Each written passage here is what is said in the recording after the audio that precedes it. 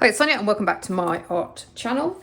Today's going to be like, I guess it's a review of art. I don't know whether to call it an artist vlog or just a look through some art from this week, just to share some ideas with you and what I've been working on. There's going to be a little bit of footage, I don't know if I'm going to put it at the beginning or the end, I did do a little bit. Should we start backwards? Let's start with today. Let's start with this morning. This morning I decided to go out on a slow run where I'd stop and do a bit of drawing, because I thought that was a good way of slowing down, but also getting out and about to do drawing again, very quick drawings, because I had enjoyed the urban sketching. I made a video on it, the urban sketching outing that I went on. So this was just me going out with a small rucksack. It turned out, and I learned from this, that I need to repack. I've got a small pencil case in the house and I had a few pencils, but I'd left my brush pen. I basically need to restock it. So yeah, but I actually kind of liked that this sketch is so minimal. I can't remember if I talk about it on scene, but I like this little bit of, this probably took me the longest, this little bit of stippling. But I feel like it's the sort of the sand, but I kind of like that. And this one I want to talk about because I did this really quickly with a 3B pencil. I took a photograph of myself at the scene, and then I am starting a new series for the Joy of Drawing, the Bay Area. It's an art non-profit, and it's basically to spread the love of drawing in all settings. And there's actually, if you're in the Bay Area, in San Mateo County, the Joy Drawing run library classes, free art library classes, so check that out. But I'm doing a 10 minutes, the idea is to like art in 10 minutes, and it's a bit more maybe I guess structured, and it's real time, trying to do process videos again, as I'm myself under a time limit, and I'm gonna each week for a few weeks I've try and have minimal supplies, keep it small, so just to get people back into, try and encourage people if they are struggling to develop a frequent art habit or loosen up. Anyway, that's what I'm up to. So I did the process video for this little tiny 7x5. I thought it was also a good excuse to get out of my sketchbooks. I found some very old, from so long ago, watercolour paper. Ones with Newton watercolour paper from when I was back in London, I don't even think, over a decade ago. And so I was wondering if actually probably I need to use it. I read somewhere that I don't think watercolour paper, something about sizing. Please let me know in the comments if you know more about watercolour paper than I do. I mean, it's good quality, it's 300 GSM, and it seems, I guess, fine for this purpose, for me. So yeah, 7x5, so I thought that's a nice standard size. And I could get a quick sketch down. So I just used Neocolor and watercolours. And I guess, ironically, I did this one. It's the same scene. I think the fun thing with art is that every time you draw something, it kind of slightly, well, I do, because I can never stay consistent, slightly changes. But this was actually a similar scene. And I did this one. This obviously took me longer. This was from a photo, and I talked about it before, didn't I? I think I did. Okay. So that was that, and then on to some art from earlier in the week.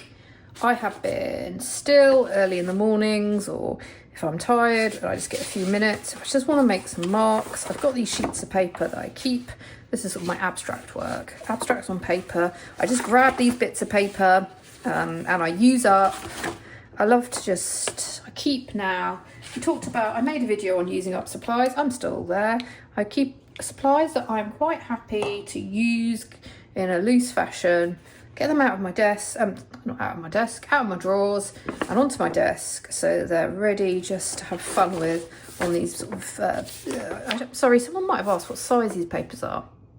I think it's like, because 9x12, I'm sure this is sort of 9x12, isn't it? So I think this may be around, I'm trying to guesstimate. It's terrible, isn't it? Is it 11x18? I don't know. It's, well, you can see the size difference. So yeah.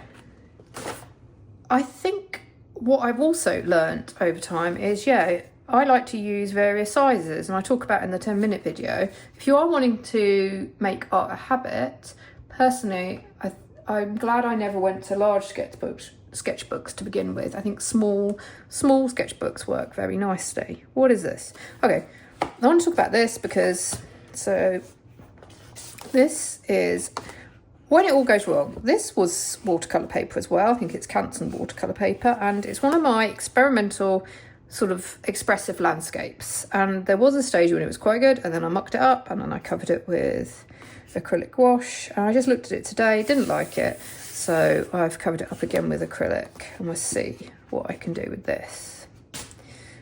This is quite a good thing to do if you're ever having to do, well, I don't know if you're into editing or listening to, where you're having to, you've got a few minutes, but you don't want to start anything major. It's a fun exercise. I actually do this while I'm editing videos. If I'm trying to listen back and just double check it's all okay, I can get some art done while I, you know, in theory, do a little bit of editing. And then this one I do, this is me trying again with an expressive landscape. It's not really abstraction, but it's what I talked, I guess, the whole mark making coming in.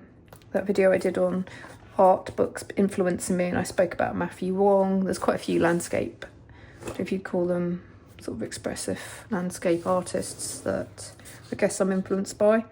This one, I've shown this sketchbook before, but I don't know what's going on this page. I think it's fair to show work when you're not quite sure what was going through your head. I like these bold block backgrounds. I try and do them ahead. And yeah, I just wanted, I think I drew, oh yes, I went back through some old sketchbooks, and I'd actually sketched vases from the V&A ceramics collection, and I did go there once when I was in London, and I used to sketch from life when I was able to. And I also, you can visit there, if you're into ceramics, you can visit a lot of these museum websites and then sketch from their archives. And then when you sketch from a sketch, this obviously isn't, well, I mean, it's the shape of ceramics from, you know, real life ceramics, but I've kind of put my own spin on them because, yeah, my sketches are so loose. I'm not going to do an accurate whatever century that sketch is from.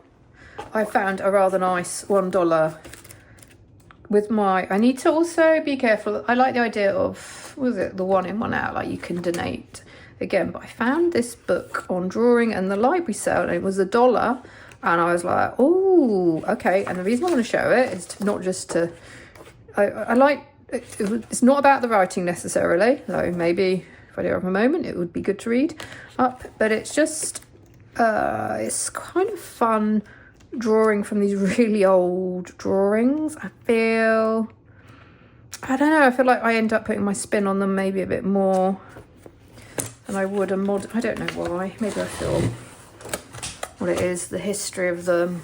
So where is the page? So this one is in, then I thought it was fun, there was an illustration, I don't know, to compare it so you can see. A really, really quick drawing on top of this page that had a rather nice illustration on it, but I was like, let's cover it, and I just went past it. There we go. So as you can see, you can see I've copied it, but a lot of it actually isn't. I think it's me trying to, I went heavy with the red crayon, and I thought let's add this ochre background, and I sort of went in again with the navy. But it's just using books as references, just when you don't know what to do.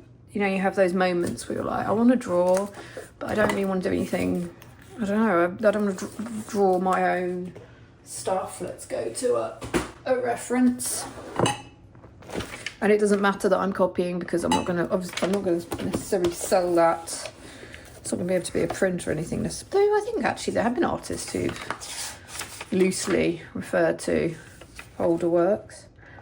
This is where I often do. I can't remember where I got up to showing this because I don't date it, to be honest with you.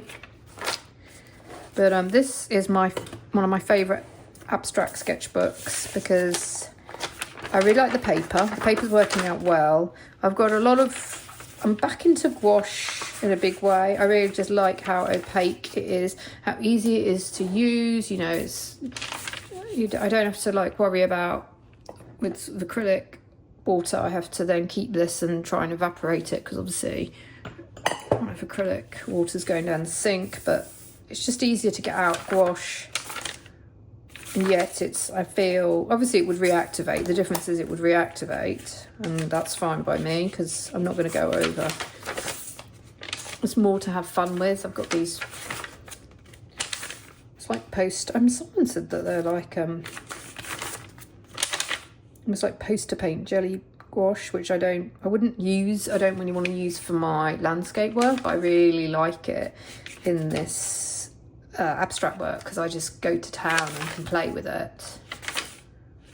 I don't, I'm not bothered about archival or, hopefully it's not toxic, but as long as it's, yeah. Oh, and then this is, in my practicing for my 10-minute drawing, I did a 10-minute drawing and I just hated it. I had this brilliant brainwave to do. I think I made a video over a year ago where the idea being a fun challenge is you dip your, just to share with you in case you want a fun challenge.